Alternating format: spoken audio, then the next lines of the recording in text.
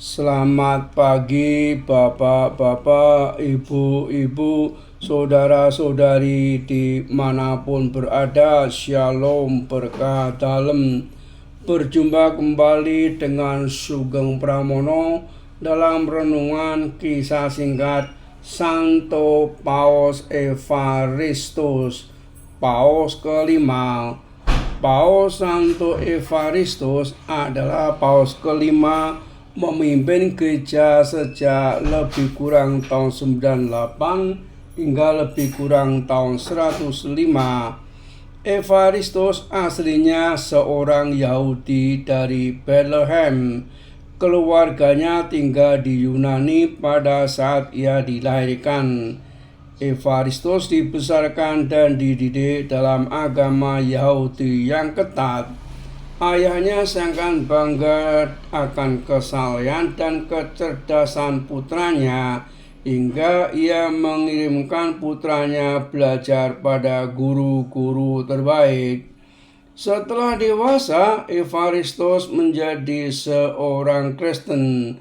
Begitu besar cintanya pada iman barunya ini, sehingga ia memutuskan menjadi seorang imam. Di Roma, ia melakukan pelayanan. Semua orang mengagumi serta mengasihinya. Pada masa itu adalah masa-masa penganiayaan bagi gereja.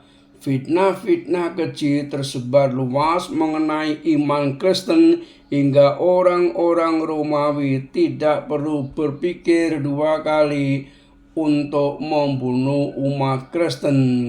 Siapa saja yang menjadi paus nyaris pasti ditangkap. Saat Paus Clemens pertama ditangkap dan dibuang ke Crimea, Evaristus kemudian menjalani posisi kepausan, dan setelah Paus Clemens pertama menjadi martir, ia dipilih menjadi paus pada tahun 97. Evaristus merasa sama sekali tidak layak menjadi seorang paus, tetapi Tuhan Yesus tahu yang terbaik. Paus Santo Evaristus menggembalakan domba selama kurang lebih 8 tahun. Semangatnya berkobar-kobar hingga jumlah orang yang percaya semakin hari semakin bertambah. Satu kebijaksanaannya sangat penting adalah saat ia melanjutkan pembagian kota Roma menjadi beberapa paroki, dan untuk setiap paroki dipimpin seorang kardinal. Inilah awal dari Dewan Kardinal pada masa kini. Ia juga membuat suatu dewan yang membantu tugasnya, memberikan gagasan untuknya, sehingga mencegah perselisihan keputusan. Ketika akhirnya ia ditangkap dan dipenjara karena imannya, ia membuat para sipil penjara terkagum-kagum melihat sukacita pada wajahnya saat ia dikirim ke penjara.